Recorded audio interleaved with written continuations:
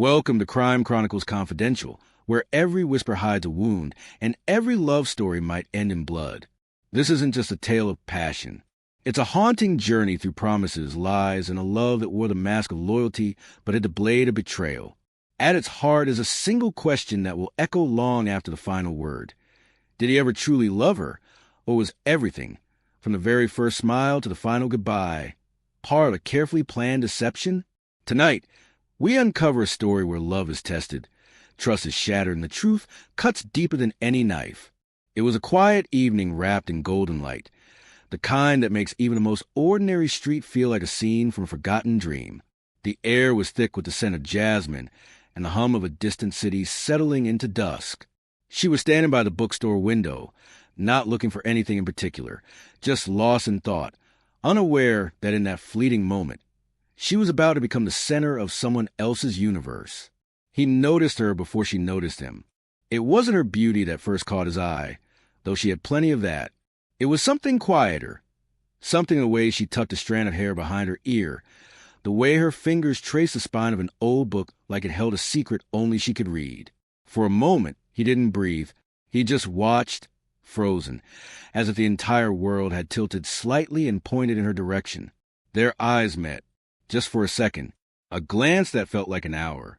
And in that second, something passed between them, an unspoken pull, like a thread had snapped into place between two strangers. She looked away first, a shy smile tugging at the corner of her lips.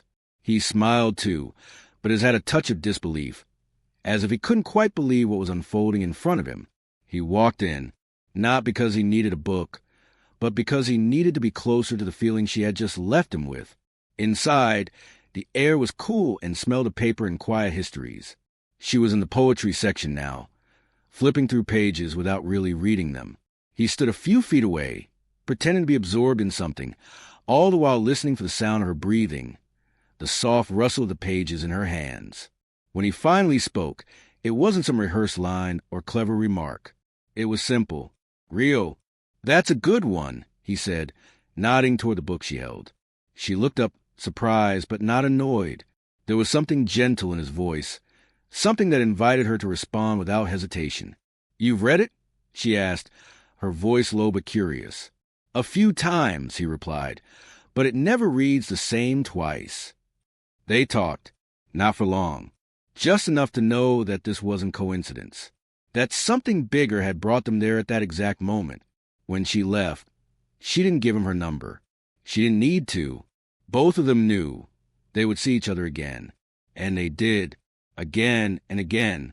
What started as chance quickly bloomed into routine. Coffee on Thursdays, walks on Sundays, midnight calls that turned into whispered confessions. He made her laugh like no one else had. She made him feel like he could be someone better, someone whole.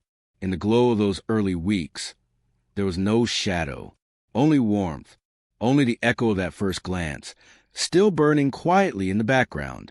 But even the most perfect light can cast a long, dark shadow. And love, when it begins in silence, sometimes hides the loudest secrets. He never talked about his past. Not really. When she asked, he'd smile, deflect, or change the subject with a joke. It wasn't that he lied. He just left things out, entire chapters of his life that remained buried beneath charm and well-timed silences. And in the beginning, she didn't push. After all, everyone has their reasons. But there were moments, small glimpses, when a mask slipped, like the way he froze when he heard the word home, or how his hands trembled ever so slightly at the sound of breaking glass. He carried a quiet tension in his body, like someone always waiting for something to go wrong. And his eyes, those eyes that once sparkled when they met hers, sometimes turned distant, as if staring into a place she couldn't follow. He lived alone. No family photos. No childhood memories displayed. His apartment was clean but empty, like someone had moved in just to pass time, not to build a life. The only thing personal was a locked drawer in his desk, one he never opened when she was around. One night, curiosity got the better of her. While he was in the shower, she opened his laptop. It was password protected. Not unusual, but the wallpaper caught her off guard. A grainy photo of a young boy, standing beside a burned-out house, expression unreadable. There was no caption, just the image, just the silence. When he came out and saw her looking, he didn't yell. He didn't explain. He just closed the lid gently, sat beside her, and whispered, "Some things are better left alone." She wanted to believe him. She wanted to think that whatever haunted him was in the past, locked away like the drawer in his desk. But even then, a seed of doubt had been planted. Because love may heal wounds, but secrets, they don't stay buried forever. And slowly his cracks began to show. There were nights when he disappeared without explanation, returning hours later with that same distant look in his eyes.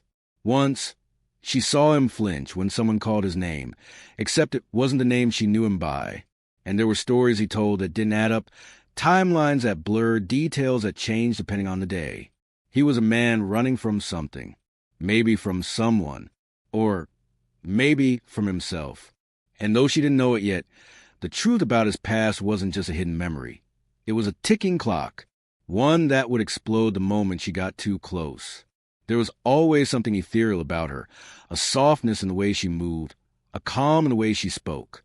To the world, she was grace embodied, gentle, kind, the kind of woman people trusted without question. And in his eyes, she had been flawless, until the first cracks began to appear. It started small, a forgotten detail, a slip of the tongue. One evening, while talking about her childhood, she mentioned growing up in a coastal town, but just weeks earlier, she'd told him she was raised in the city. When he pointed it out, she laughed it off. "Oh, we move a lot," she said casually.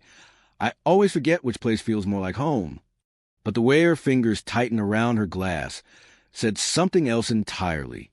Then there was the man outside the cafe. He was older, dressed sharply, and when he saw her, his expression changed. Recognition, shock, maybe even anger.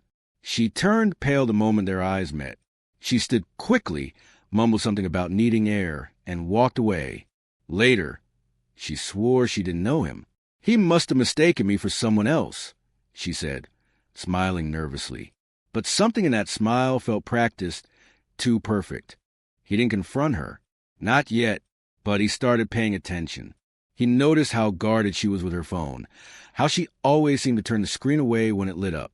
She claimed she had no family, yet once, late at night, he overheard her whispering on the balcony in a language he didn't understand. When he asked who she was talking to, she simply said, "No one, just a wrong number."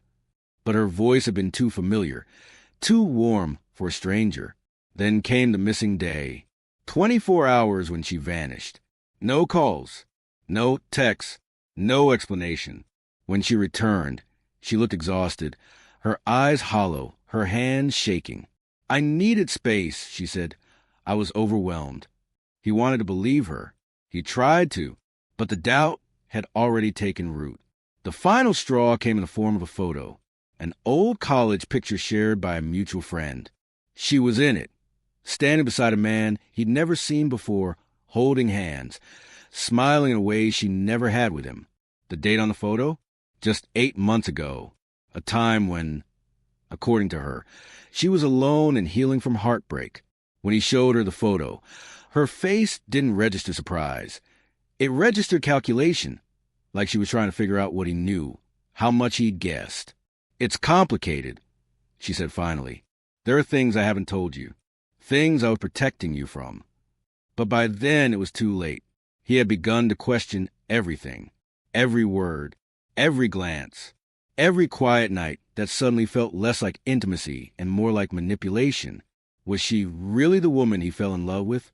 Or was she playing a role, a carefully constructed image designed to disarm him? And perhaps the more terrifying question, if she wasn't who she claimed to be, what did she want from him? Because sometimes the most dangerous lies were the kindest faces, and the eyes that seem the most innocent are the ones that have seen the darkest things. It was a night soaked in silence, the kind that hangs heavy in the air and presses against your skin like a secret begging to be spoken. The city around them had fallen asleep, its lights dimmed, its voices hushed. Only the sound of distant traffic and the occasional rustling of wind through half-drawn curtains kept time.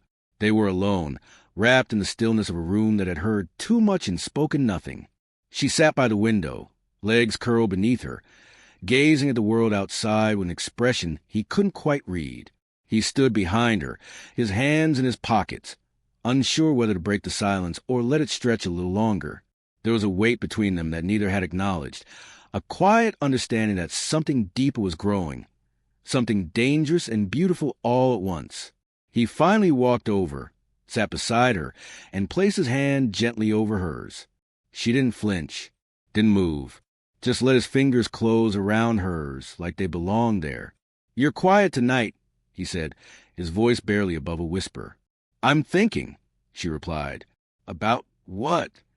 "About everything. About you. About us." He looked at her then, not the way someone glances across a room, but the way someone studies a painting, afraid to blink in case they miss something sacred. "Do you ever wish we'd met at a different time?" she asked, her voice fragile, like it might break under its own truth. He shook his head. "No, because I wouldn't trade this for anything, not even a perfect beginning." She turned to face him fully, her eyes glistening in the low light. "You don't know everything about me," she said. "There are parts of me that are hard to explain. I don't need perfection," he whispered. "I need honesty. I need you." For a long moment, neither of them spoke. Then she reached for his hand and placed it over her heart. "Promise me something," she said, her voice trembling. "If one day I disappear, if I walk away without a word, promise me you won't come looking." His eyes widened. "Why would you say that?" "Just promise."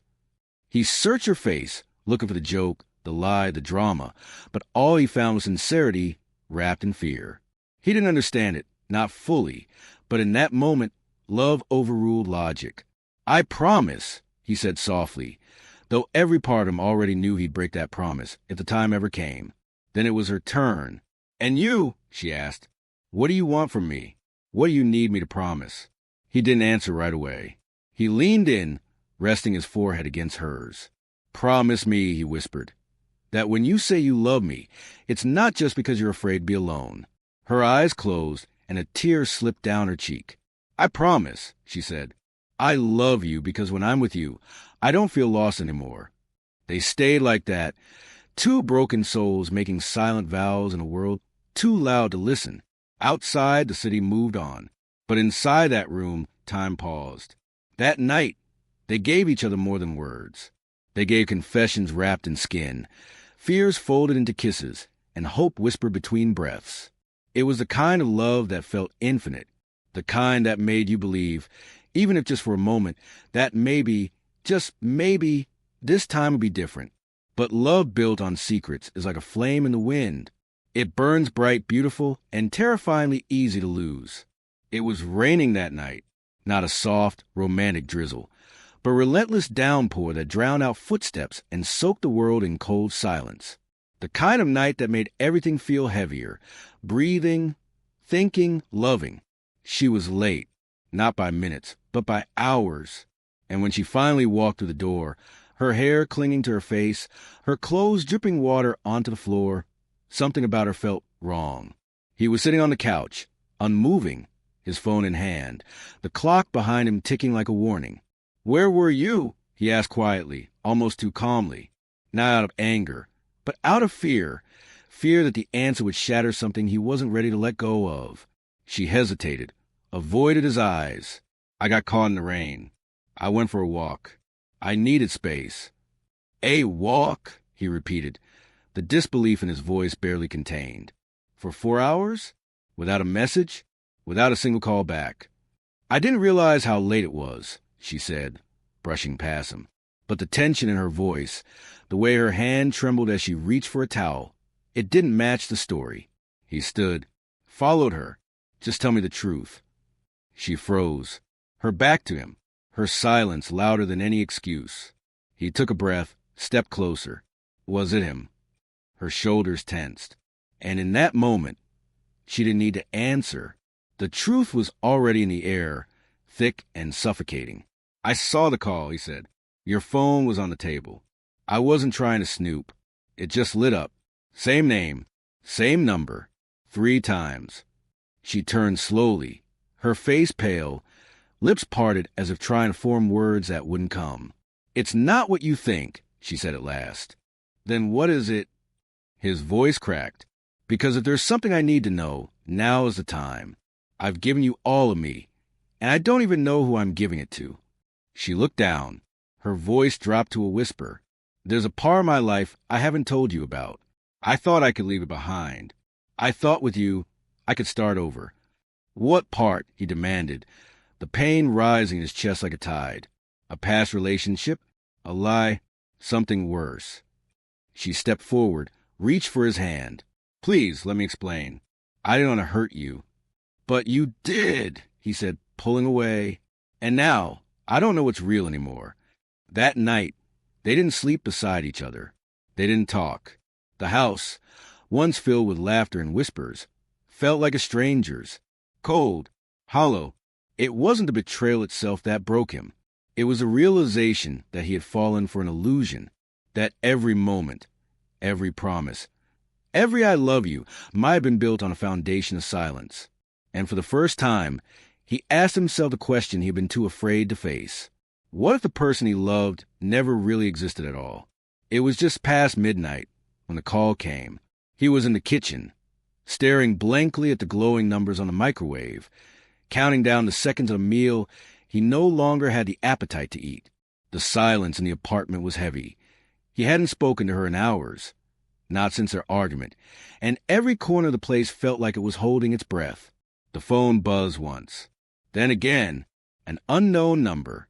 No name, no location, just a cold string of digits lighting up the screen. He hesitated before answering, something deep in his gut telling him this wasn't just another wrong number. "Hello," he said cautiously. There was a pause. Static crackled faintly on the other end, followed by the low sound of breathing. Then came a voice, male, deliberate, and calm, with a strange kind of familiarity that sent chills crawling down his spine. "Whatever she's told you," the voice said, "isn't the truth." He froze. "Who is this?" "You don't need my name," the man replied. "You just need to know she's not who you think she is. She never was." "What are you talking about?" he demanded, gripping the phone tighter. "She's done this before," the voice continued, emotionless. "To others. To me, you're just the latest." A rush of heat spread through his chest, confusion, fear, rage. If this is some kind of joke. "It's not," the man interrupted. "I'm calling you because I wish someone had called me. I wish someone had warned me before it was too late." The line went silent for a moment, just long enough for doubt to start clawing at his mind. Then the voice spoke again, this time quieter. "Check the name Camille Rivers. That's her real name, not the one she gave you. You'll find what you're looking for." And with that, the call ended. No goodbye, no explanation. He stood there, heart pounding, breath shallow, staring at the phone in his hand, like it had just delivered a curse. The name echoed in his head, Camille Rivers, a name he had never heard before. But why did it feel familiar? Shaking, he sat at his desk and opened his laptop. He hesitated for a moment. Part of him didn't want to know. Part of him clung to the version of her he'd fallen in love with. But the other part, the one that had been wounded night after night by her silence, her disappearances, her half-answers, that part was done pretending. He typed the name into the search bar. For a long moment, nothing. Then results. Dozens. News articles. Court reports. Photos. He clicked on the first one. His blood turned to ice. There she was. Same eyes. Same smile. Different name. Camille Rivers. Wanted for questioning in connection with a financial scam in another state. Disappeared before the trial. Never found. Another article linked her to a missing persons case. A man young, successful in love. Vanished without a trace. Last seen with Camille Rivers. The screen blurred as his mind spiraled. He felt the ground shifting beneath him, reality folding in on itself. Everything she'd told him about her past, her pain, her love. Was it all a fabrication? A carefully woven web of lies? And worse, what if she wasn't done lying yet? The call had done more than deliver a warning. It had lit a fuse. And from that moment on, he knew He wasn't just fighting for the truth. He was fighting for his life. The next morning felt colder, even though the sun was out. He sat at the edge of the bed, staring at the floor like it held answers he couldn't find anywhere else. She was still asleep beside him, her breath slow and even, as if untouched by the storm building in his mind. He looked at her, really looked at her, not as a woman he loved, but as someone he no longer understood. The name from a phone call still echoed inside him. Camille Rivers. He hadn't told her about the call. Not yet. He wanted to be sure. He needed proof. Because if what that stranger said was true, then everything, every kiss, every promise, was a lie. And so the investigation began. He started with her purse while she was in the shower. It was something he had sworn he would never do. But love, when infected by doubt, quickly turns to desperation. Inside, everything looked normal. Lipstick, receipts, a folded photograph of the two of them. But tucked deep in one of the pockets was a second phone, one she had never mentioned, one he had never seen. His hands trembled as he powered it on. A lock screen. No fingerprint, no Face ID, just a passcode. He tried her birthday, her favorite number. Nothing worked. He slipped it back into her purse, his heart thundering, pretending everything was fine when she walked back into the room. She smiled, kissed his forehead, told him she was going out to meet a friend. He nodded and let her leave. Then he followed her. At first, he felt ridiculous, like a character in a bad movie, tailing his own girlfriend through side streets and alleys. But the deeper she walked into the city, the more that ridiculousness turned to fear. She wasn't heading to any cafe or friend's house. She entered a hotel, not a fancy one, not a place anyone goes for brunch or conversation. A hotel known for its privacy, a place with no questions asked. He waited across the street, watching from behind a parked car. She stayed inside for an hour. When she finally emerged, she wasn't alone.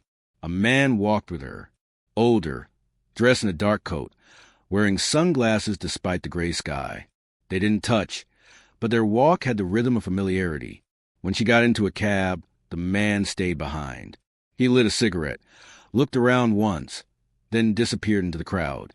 That night, she came home and told him she'd gone shopping. "You wouldn't believe the traffic," she laughed.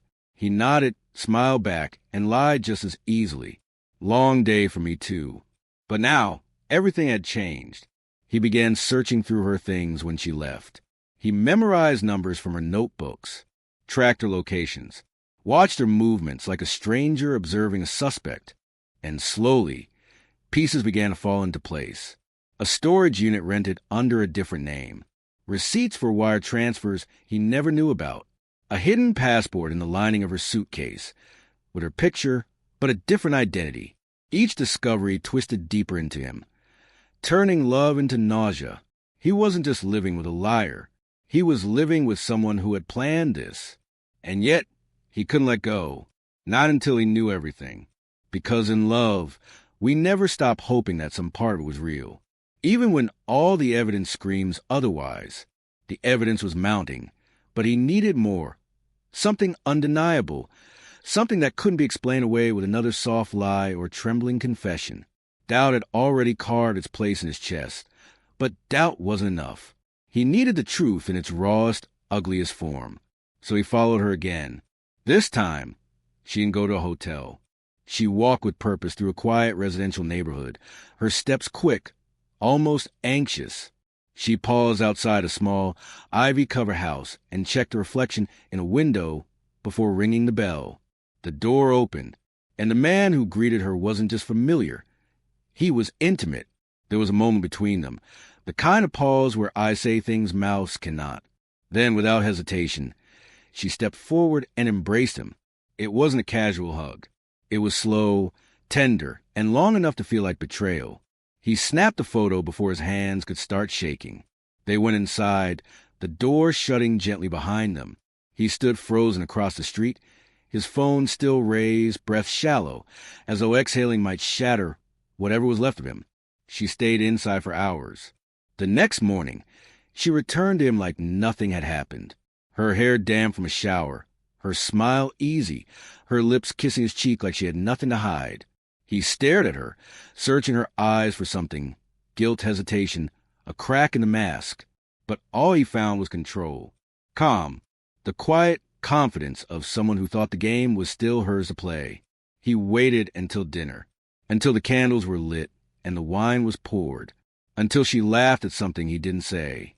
Then, slowly, deliberately, he placed his phone on the table and slid it toward her. The photo was still on the screen. Her fingers froze around the stem of her glass. Her smile faded, and for the first time since the lie began, her eyes changed. She didn't deny it. Not at first. She simply looked at the photo, then at him, and said, "You weren't supposed to see that." "Who is he?" he asked, his voice quiet, hollow. Her answer came after a long silence. "Someone I should have let go of a long time ago." He felt the words like a wound opening from the inside out. "Is that why you came into my life? To hide from him? Or to use me until you went back?" She reached for his hand. He pulled away. "It wasn't supposed to be like this," she whispered. "Then what was it supposed to be?" She couldn't answer, because there was no script for this moment, no graceful way to explain a double life, no apology deep enough to cover the betrayal. And in that moment, he realized the truth that had been haunting him for weeks.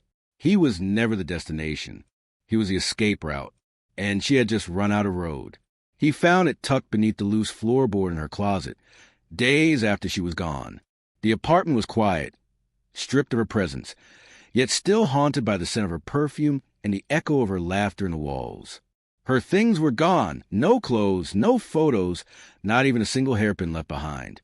But the letter remained, folded twice, no envelope, his name written across the top in her delicate, looping handwriting. He stared at it for hours. He didn't open it, not right away. Part of him feared what it would say. Another part feared what it wouldn't. Would it be an apology? A confession? A goodbye laced with lies? Or something crueler? A final manipulation to remind him she had always been one step ahead? Eventually, trembling fingers unfolded the paper. The words hit like a slow-moving storm, gentle at first, then devastating. "If you're reading this, it means I'm gone, and it means I didn't have the courage to say everything to your face. You were the only part of this that was ever real.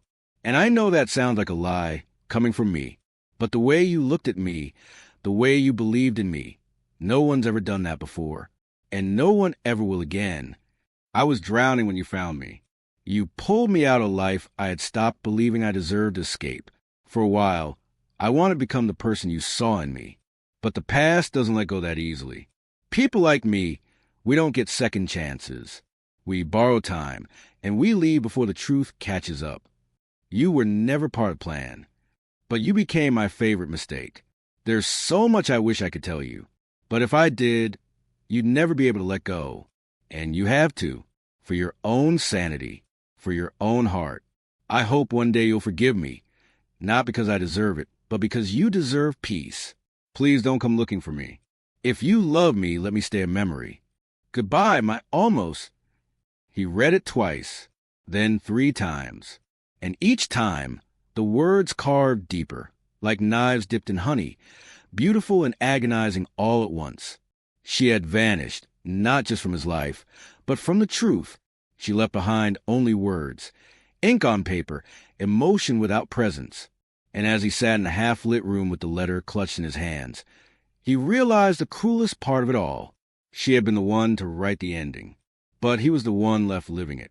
He hadn't spoken to anyone about the letter, not about the man at the hotel, not about the second phone, or the name Camille Rivers. Some part of him still clung to the idea that silence might preserve the last fragile pieces of what they once had. But silence, like secrets, has a way of rotting from the inside. It was over coffee that his closest friend, Daniel, finally broke through the shell. "You look like hell," Daniel said, stirring his drink without looking up. "How long has it been since you slept?" He didn't answer, just stared into the steam rising from his cup. "You're still not talking about her," Daniel added, "but you should." "I'm not sure where to start," he replied. Daniel leaned back in his chair, eyes steady, voice low. "Then let me start." He froze, looked up, There was something different in Daniel's tone, an edge, a weight. "I know who she is," Daniel said. The words hung in the air, heavy and electric. "What are you talking about?" he asked slowly. Daniel hesitated, then reached into his coat pocket and pulled out a folded paper. He laid it on the table. "I met her before you did. 2 years ago. Different name, different story. Same eyes." His breath caught. Daniel unfolded the paper. A printed article, old and yellowing. It was a local story from another city, about a woman suspected of manipulating a man into transferring thousands of dollars into an offshore account.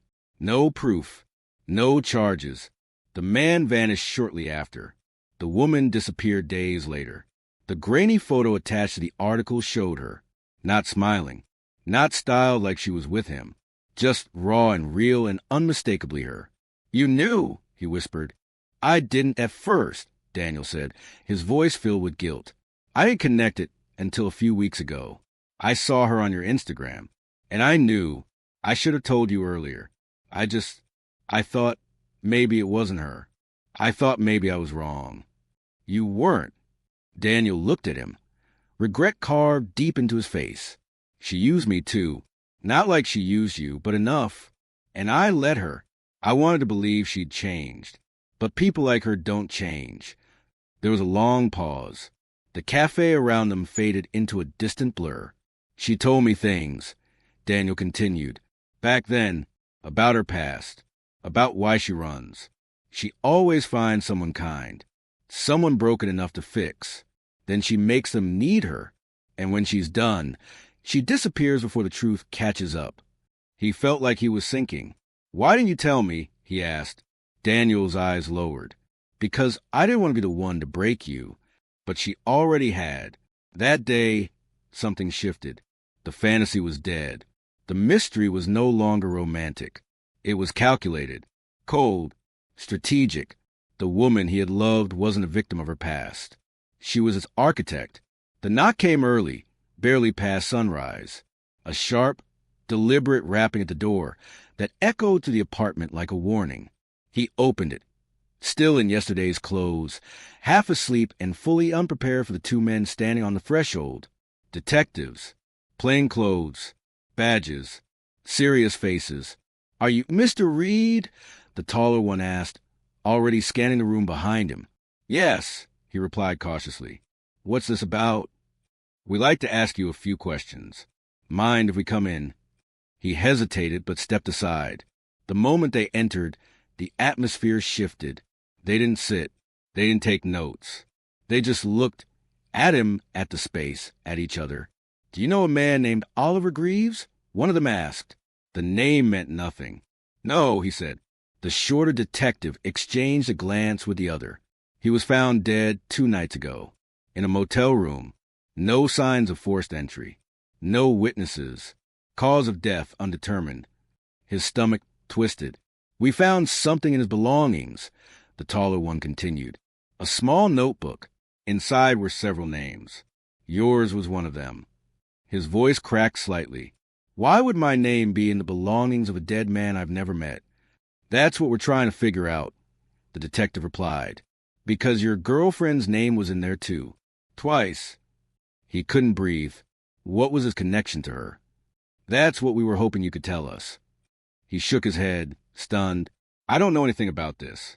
"She never mentioned him." "Are you sure?" He paused. "She's gone. She left a few days ago."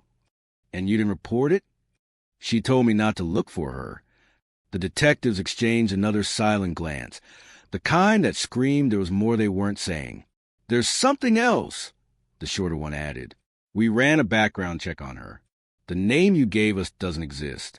No government ID. No credit history. No school records." "She used another name before," he admitted quietly.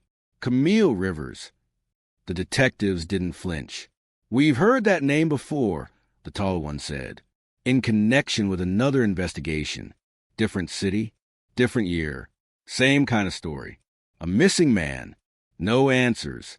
And her, right in the middle of it." He sat down slowly, trying to process what they were telling him. "Are you saying she killed him?" he asked. "We're not saying anything yet," the detective replied. "But someone is going to great lengths to erase her trail. And dead men don't usually carry notebooks full of strangers unless they were looking for something." He looked up. "Are you going to find her?" "We're trying," the detective said. "But here's the problem. We're not the only ones who are looking. And the deeper we dig, the more we're finding sealed files, missing records, and closed-door orders." "What does that mean?" "It means," the detective said grimly, "someone with power wants this buried." He felt the cold spread through his chest.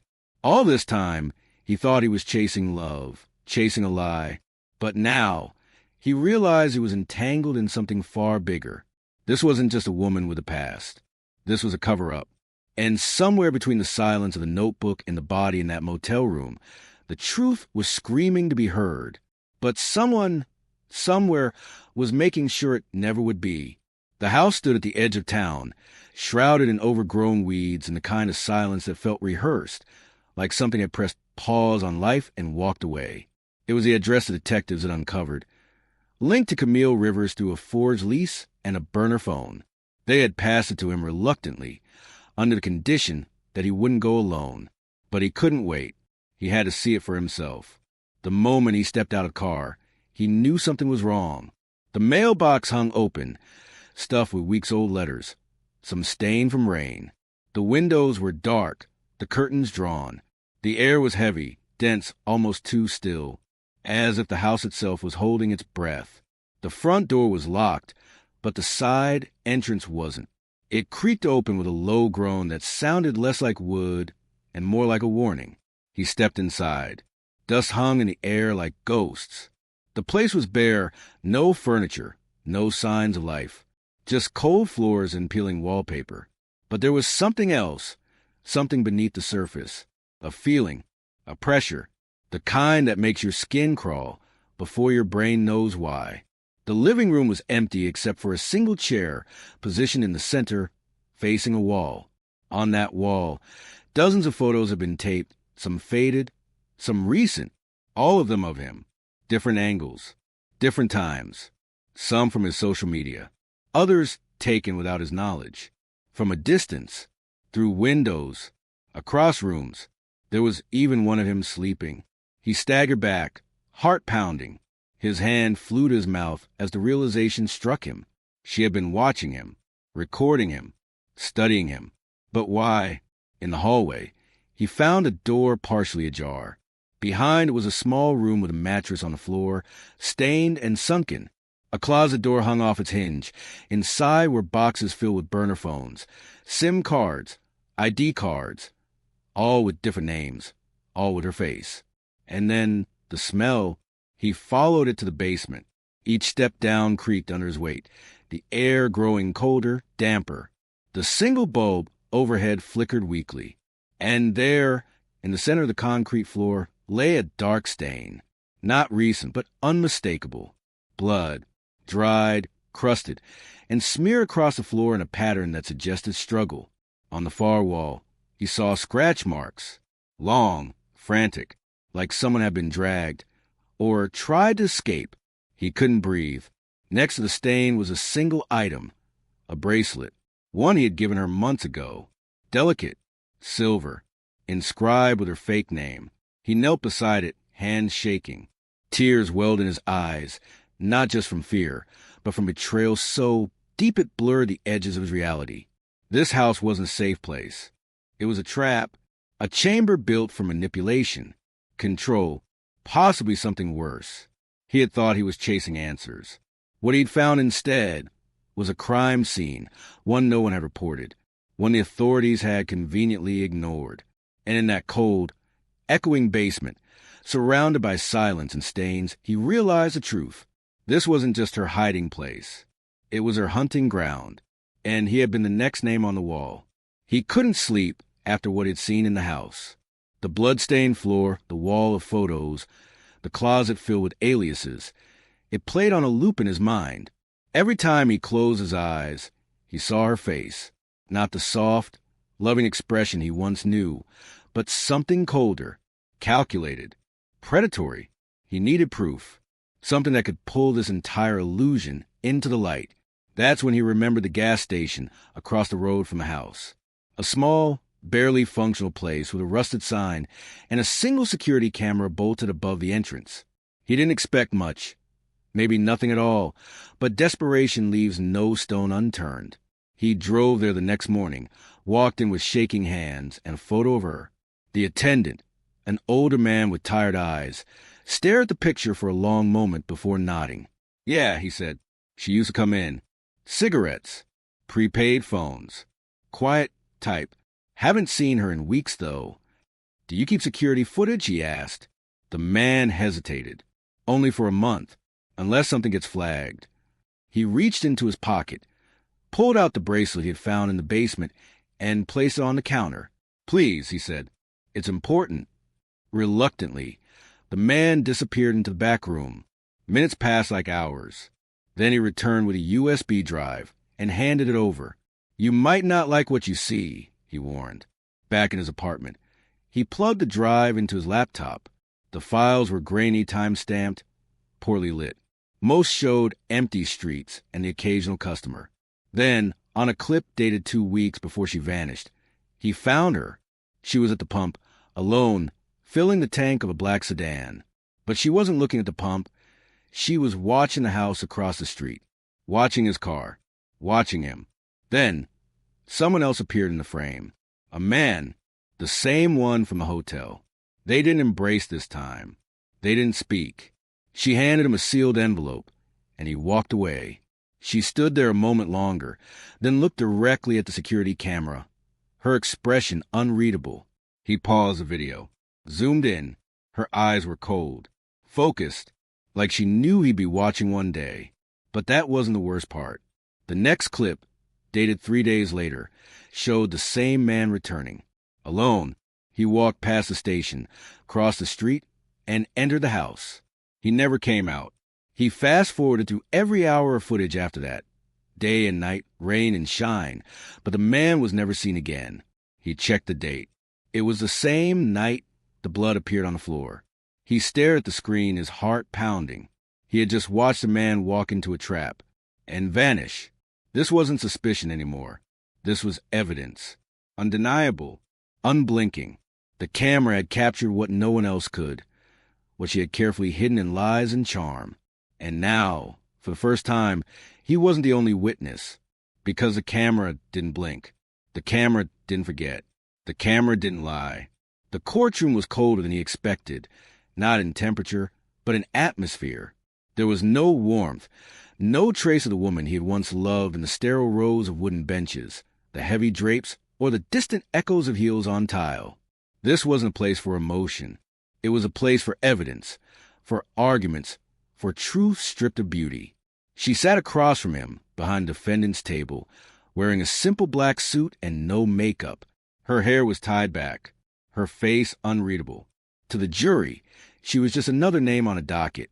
But to him, she was everything he had lost.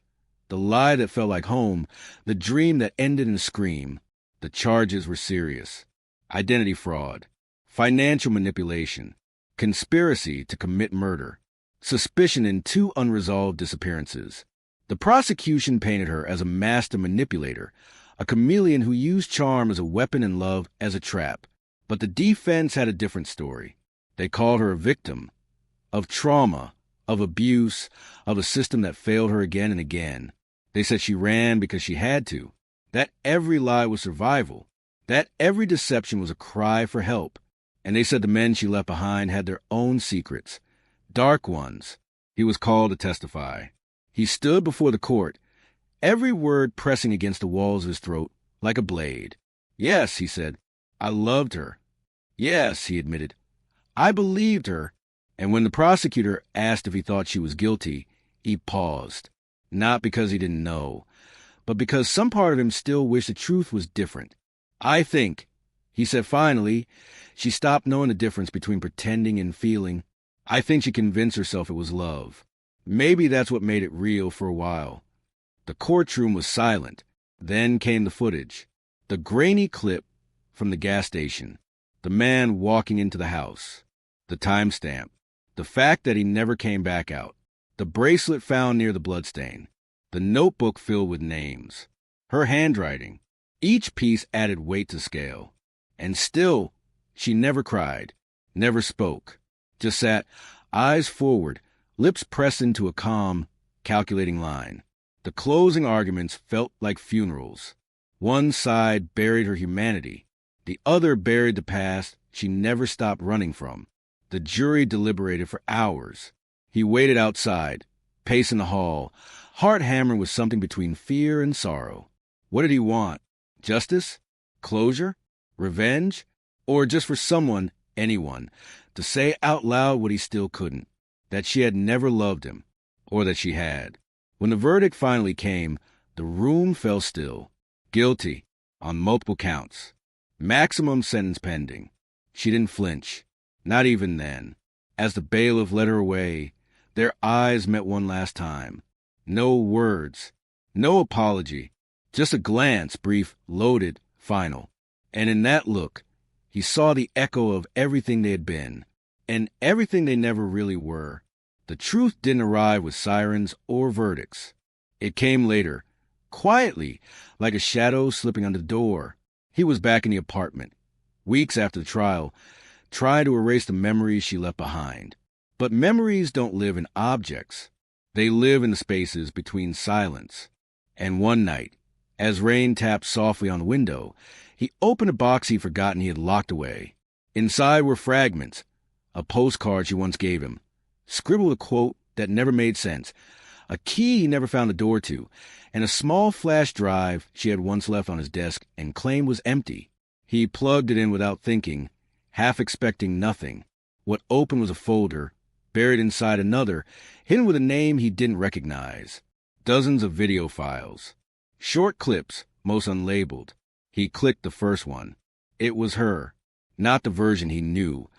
The charming, mysterious woman who danced between identities, but raw, disheveled, younger, a hotel room, a trembling voice. She was talking to the camera. "If anything happens to me, this is the only record that matters," she said. "My real name is Elena, not Camille, not Ava, just Elena." He froze. "When I was 17, I ran from something I couldn't fight. And I learned fast. If you're going to survive in this world, you have to become someone people believe, someone people want. So I did, again and again." Clip after clip played out. Her talking to herself in motel mirrors, crying in airport bathrooms, panic messages to someone named Nathan. In one video, she whispered, "He found me again. I don't know how, but he always does." And then came the video from the basement, the one place he never thought she'd film. She stood in the center of that cold, stained floor, alone, voice shaking. "I didn't kill him. He came for me, just like before. I tried to leave. He tried to stop me. There was a struggle. I didn't mean for it to happen." She turned the camera, briefly showing the edge of a man's body, half covered by a sheet. His face was bruised, but not unfamiliar. The man from the gas station. He's the one who started this. Years ago, he ruined me, and I've been running ever since. His breath caught. The story he believed, the one the court believed, had always been half-written. The truth was more complicated. Messier. She had lied. Yes, manipulated, disguised herself. But beneath it all, there was something real. Pain. Survival. A desperate woman trapped in a cycle that never let her breathe. He sat in silence as the final clip played. Her voice, softer now. "If you ever see this, I'm sorry, not for leaving, but for staying too long. You were the only good thing I ever let myself have. And I knew I'd ruin you too, just like everything else I touch." The screen faded to black. For a long time, he said nothing, did nothing. He didn't cry. He didn't speak. He just sat there, knowing that the woman the world condemned was neither monster nor martyr. She was both. And the truth, when it finally arrived, didn't heal anything. It only made the scars deeper. The prison visitation room was sterile, cold, and silent, except for the low hum of the fluorescent lights above. He hadn't planned to come. He had told himself 100 times that there was nothing left to say. But something pulled him here, One last time, like a loose thread begging to be tied or torn. She walked in wearing gray. No makeup.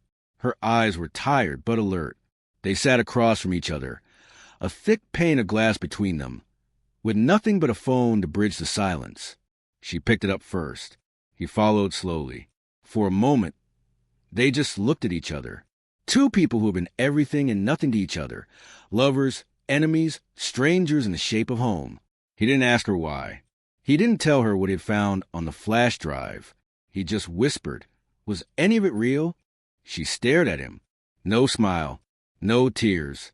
Then she leaned forward, her fingers brushing the glass, and said the one sentence that shattered everything he had managed to rebuild. "You were the only one I never meant to lie to." And that was it. Not a confession, not a denial, just a sentence heavy with regret and truth, equal parts poison and apology. It was the only thing she could give him, and the only thing he couldn't forget.